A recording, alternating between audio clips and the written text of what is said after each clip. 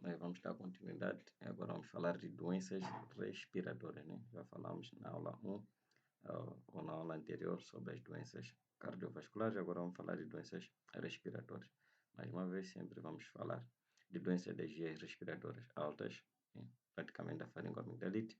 Vamos falar de doenças das vias respiratórias baixas e vamos falar destas, né? Bronquite, doença pulmonar obstrutiva crônica, síndrome de insuficiência respiratória, pneumonia e tuberculose pulmonar. Vamos começar aqui com uma anatomia básica, lembre-se. Estamos a falar aqui de disfunções de sistemas, né? Órgão, conjunto de órgãos, quando não funcionam devidamente, o que é que acontece? Por exemplo, aqui temos este que é o nosso sistema respiratório. Mais uma vez, a principal função desse sistema é suprir de oxigênio e o organismo e tirar de dentro do corpo o dióxido de carbono, aquele que foi movimentado de diversas partes do corpo. Foi para o coração direito bombeou esse sangue rico em dióxido de carbono até os pulmões. Então, a nível dos pulmões, esse dióxido de carbono que vem das diversas partes do corpo sai pelo sistema respiratório e o sistema respiratório abastece o sangue com oxigênio que depois vai para o coração esquerdo e depois é bombeado para diversas partes do sistema. Em termos práticos para vocês, então esta é a função do sistema respiratório: suprir o organismo de oxigênio e excretar do organismo, ou retirar do organismo o dióxido de carbono, né? Esse sistema respiratório está dividido, nós vamos dividir ele de duas formas. Uma zona que conduz só o ar, então vamos ter um trato, caminho por onde passa o ar, chamado de trato respiratório superior, que vai desde o nariz, a faringe, a laringe, né? Esse é o trato respiratório superior. E depois temos o trato respiratório inferior, que é a traqueia, os brônquios e os bronquíolos terminais. E tem uma parte do corpo que é chamada de zona respiratória, onde realmente acontece essa troca entre o oxigênio e o dióxido de carbono. Esse outro só se conduz o ar, não há nenhuma troca.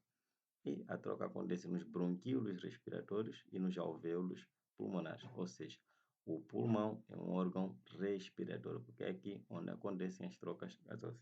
Essa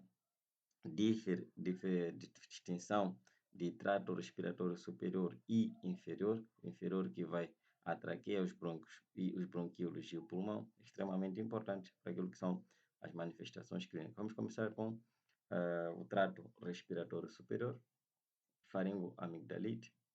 Geralmente isso nós já vimos muito por aí. Estou com amigdalite ou estou com uma faringite, né? Que é inflamação da faringe, que é essa partezinha aqui, e também das amígdalas, né? É uma infecção aguda do trato respiratório superior. Geralmente, às vezes, em algumas situações, até nós chamamos de resfriado comum. Dependendo do grau de dificuldade ou do grau de gravidade, nós podemos ter diferentes formas. Geralmente, as infecções do trato respiratório superior são causadas por vírus, né? Gripes, resfriados e depois passam por si só. Mas há situações em que temos a presença de bactérias. Aí já quando tem bactérias é quando surge isto aqui. Isso aqui que vocês veem é uma amigdalite bacteriana, isso é pus. Essas são bactérias produtoras de pus. Então isso aqui é pus. Ali já onde tem que começar a nos preocupar. Como é que o paciente vai se apresentar? Com uma dor de garganta, a garganta fica seca, tem pequenas feridas, sensação de que está arranhada, tem dificuldade para deglutir ou engolir, congestão nasal, que é aquela, as narinas ficam entupidas, espirros e algum grau de febre. Quando é por bactérias, que é isso que está aqui, geralmente pode levar a uma complicação que é abscesso, uma glomerulonefrite pós-streptocócica, uma febre reumática, que é dar uma doença do coração depois dessa infecção, né? Essas complicações, né, pós-estreptocócicas, né, da febre reumática, da glomerulonefrite, surge 2 meses, 2 semanas a 6 meses depois desta inflamação que aconteceu aqui. Por isso que é extremamente importante tratar todas essas inflamações, essas amigdalites, principalmente as bacterianas e pelos streptococos. Mas quando é só um resfriado comum, causado por vírus, sem esta característica toda, é só o paciente beber água, ah, aumentar a ingestão de vitamina C e, claro, fazer chás para poder desentupir o nariz, né? Já passando para as infecções respiratórias inferiores, a bronquite, como o nome diz, bronqui, é de brônquio, né? Nós dizemos que os brônquios já é uma via o trato respiratório inferior, como vê aí na anatomia, né? É uma situação causada por uma infecção, geralmente por inalantes que resultam numa inflamação do brônquio. Inflamação do brônquio é bronquite, termo ite, inflamação, brônquio e de brônquio, né? E isto vai levar a uma obstrução. Se o brônquio, que é um tubo por onde passa o ar, fica obstruído, vamos lá ver aqui assim, ok? Então, eu tenho um tubo desse jeito aqui assim, e estamos a dizer que aqui passa ar. E o ar passa daqui normalmente. Então, agora estou a dizer que esse buraco por onde passa o ar acabou sendo afetado, né? E diminuiu o seu tamanho, né? Imaginemos que o tamanho diminuiu. O tamanho desse brônquio diminui, ficou assim. Agora o ar vai ter dificuldade para poder passar, porque houve inflamação. Lembra de quais são os sinais de inflamação? Dor, calor, rubor e edema. Então, essa inflamação leva a edema.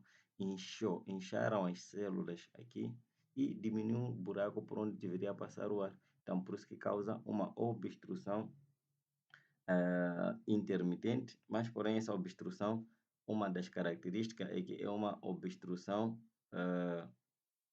que é reversível. Eu posso reverter essa obstrução e voltar ao normal. Então, geralmente, esta obstrução que causa a diminuição da passagem do ar pelos brônquios pode ser revertida. A causa, geralmente, é por vírus, né?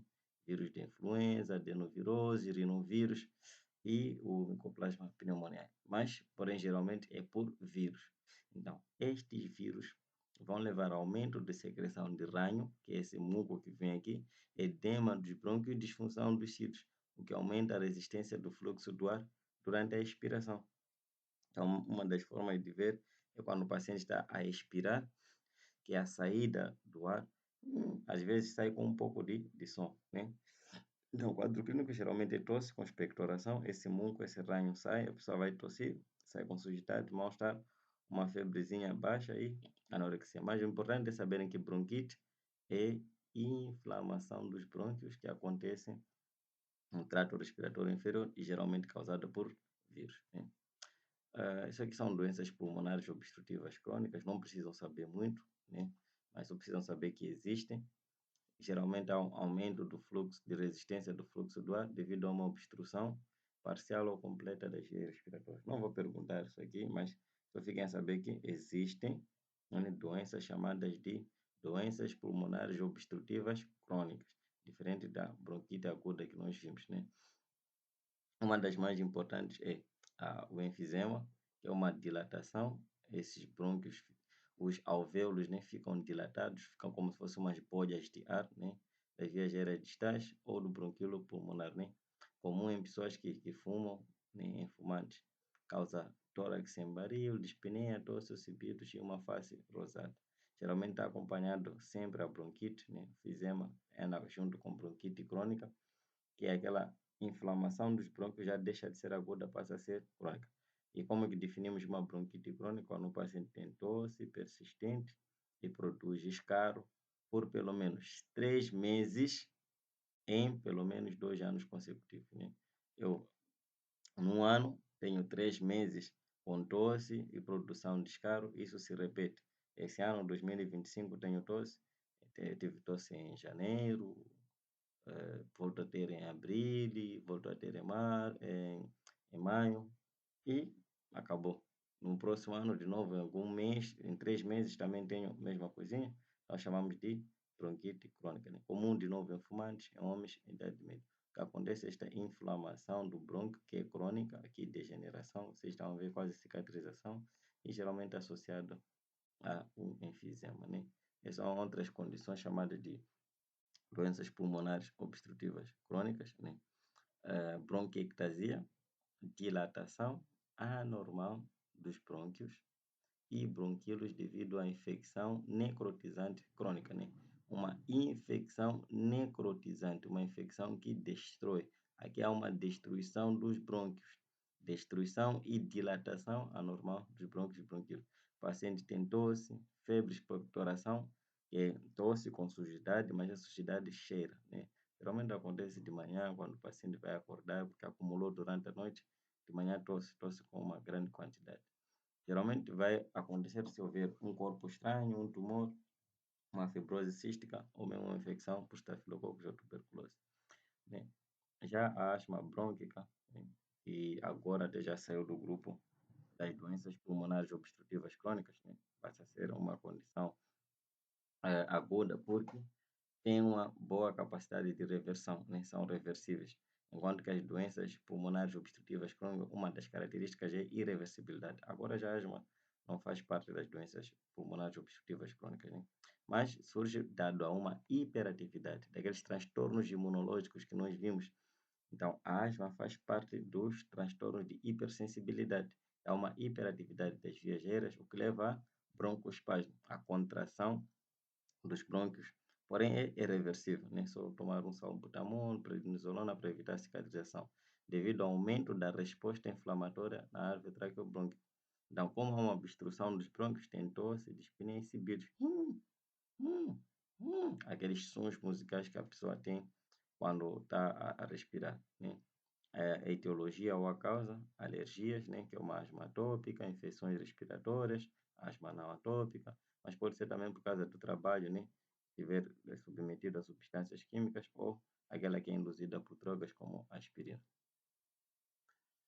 O síndrome de insuficiência respiratória, não vou perguntar, mas tem situações em que os alvéolos pulmonares podem dilatar-se ou destruir-se de forma difusa, envolvendo até os capilares.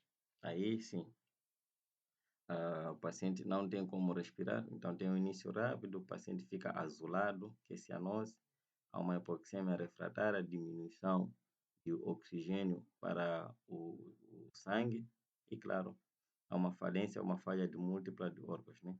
Geralmente pode ser por lesão direta do pulmão, se eu pegar uma faca, colocar no pulmão, arrebento tudo, né?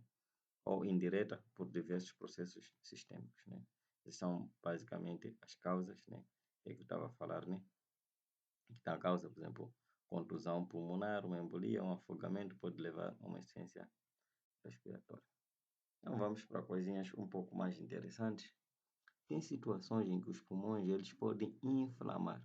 A inflamação do pulmão denomina-se de pneumonite ou pneumonia, né? Pneumo, de ar, então como os pulmões são cheios de ar, então damos uma pneumonia. Geralmente é por bactérias chamadas de pneumococos, mas podem ter outros chamados de estafilococos. O que ocorre é uma inflamação, e na inflamação, como tem edema, esse edema leva a excesso de água e proteínas para os lobos inferiores do pulmão. E claro, esses lobos vão ficar cheios de glóbulos vermelhos, de fibrina e infiltrado de células de defesa, né?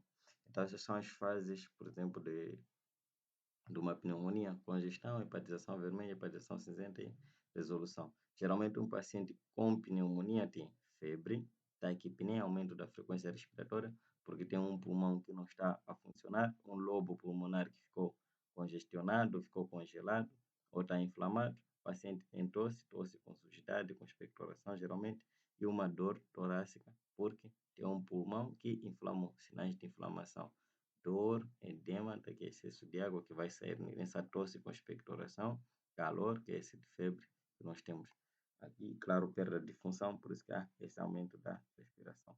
Complicações por serem bactérias eh, que produzem pus, geralmente um abscesso pulmonar, empiema, mas também pode haver uma organização e uma bacteriemia, que é a passagem destas bactérias para a corrente sanguínea. Por fim, vamos falar de tuberculose pulmonar. A tuberculose também é uma inflamação do pulmão causada geralmente por Mycobacterium tuberculosis, né, que é o chamado de bacilo de Koch, o Mycobacterium tuberculosis. Então, geralmente nós inalamos esta micobactéria e vai levar a hipersensibilidade tipo 4, aquelas que eu falei, os transtornos imunológicos, né? Hipersensibilidade, quando aumenta a resposta do organismo perante uma agressão, mediada por células T. Geralmente temos febre, emagrecimento, suores noturnos, tosse e anorexia, né? Que é o que vocês vão chamar de festa. Isso aqui eu vou perguntar nos testes, né? Festa, né?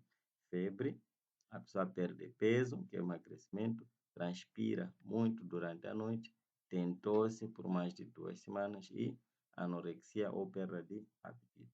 Geralmente, como leva a uma inflamação por hipersensibilidade, vai causar uma necrose chamada de necrose caseosa, que nós já vimos lá nos tipos de necrose.